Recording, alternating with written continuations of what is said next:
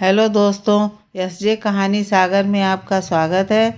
आज की हमारी कहानी है बेकदरी।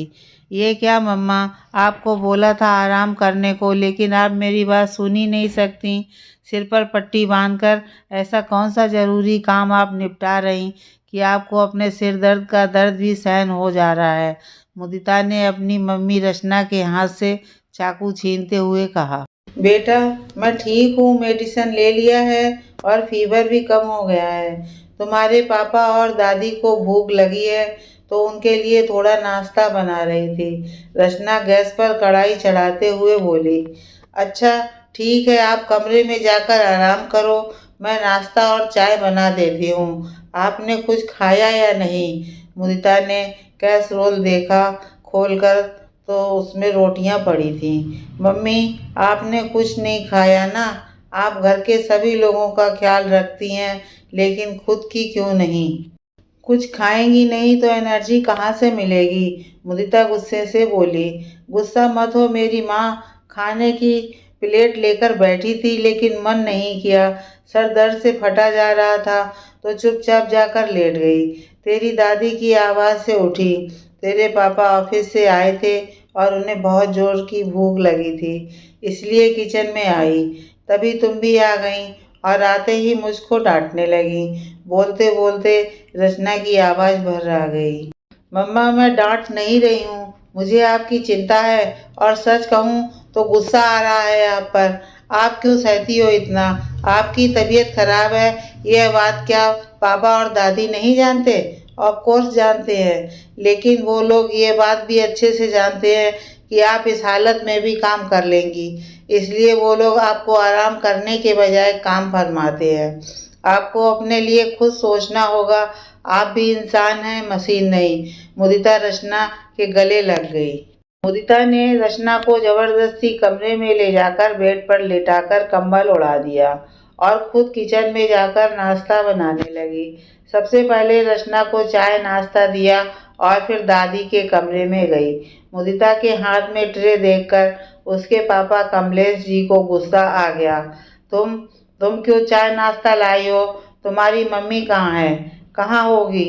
लेटी होगी अपने कमरे में।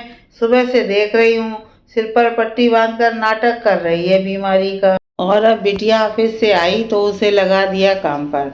दादी अनीता जी गुनगुनाते हुए बोली। अनीता जी की बात सुन कमलेश जी गुस्से से रचना को बुलाने लगे। तब मुदिता ने कमलेश जी को शांत किया। पापा, आप मम्मा को क्यों बुला रहे? उनकी तबीयत खराब है, इसलिए मैंने ही उन्हें ज़बरदस्ती आराम करने को कहा। और फिर आपको और दादी को चाय नाश्ता से मतलब था, वो आपके सामने है। क्या फर्क पड़ता है कि किसने बनाया? मुदिता की बात सुन अनीता जी चुपचाप चाय पीने लगी, लेकिन कमलेश, उसने मुदिता को अपने पास बैठाया और प्यार से उसके सिर पर हाथ रखते हुए कहा, तू तो अपने पापा की परी है और परियां काम नहीं करती। किचन में काम करते हुए कहीं हाथ ना कट जाए या तुम पर तेल के छींटे ना पड़ जाएं, इसलिए रचना से बोल दिया था कि तुम्हें किचन से दूर रखें। अच्छा, ये सब छोड़ और ये देखो, मैं माँ को यही दिखा रहा था, अब तुम भी देख लो।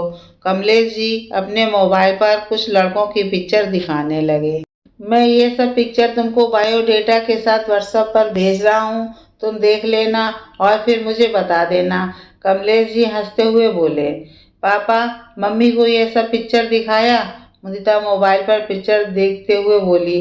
अरे वो क्या करेगी देखकर, अभी हम बैठे हैं यहाँ फैसले लेने के लिए, अनीता जी तमतमाकर बोली। मुदिता ने एक सरसरी निगाह फोटो पर डाली और कमलेश जी से कहा, मुझे शादी नहीं करनी। हाँ तो हमें भी जल्दी नहीं है, अच्छा लड़का जल्दी कहाँ मिलता है, अभी देखना शुरू किया है तो समय लगेगा ही, तुम परेशान ना हो। कमलेश जी मुदिता के सिर पर हाथ रखते हुए बोले। पापा, आप समझे नहीं, आज कल या महीनों बाद या सालों बाद भी मुझे शादी करनी ही नहीं है। मुदिता गंभीर हो गई। पापा, अभी आपने कहा कि अच्छा लड़का जल्दी नहीं मिलता, नाना जी ने भी यही सोचा होगा और आपको अच्छा लड़का समझकर अपनी परी मतलब मम्मा की शादी आपसे कर दी, लेकिन आपने उनकी परी को जमीन पर भी चैन से रहने लायक नहीं छोड़ा। मम्मा भी तो नाना जी की परी है, उसने भी तो शादी से पहले कोई काम नहीं किया होगा, लेकिन शादी के बाद आपकी पत्नी बनने पर आप लोगों ने तो उन्हें इंसान भी नहीं समझा। मैं नहीं चाहती कि मेरी हालत भी मम्मा के जैसी हो। मुदिता की आंखों से आंसू बह निकले। ए लड़की, तुम ये कहना चाहती हो कि मैं और मेरा बेटा तुम्हारी माँ के ऊपर जुल्म करते हैं? अनीता जी उग्र हो गईं।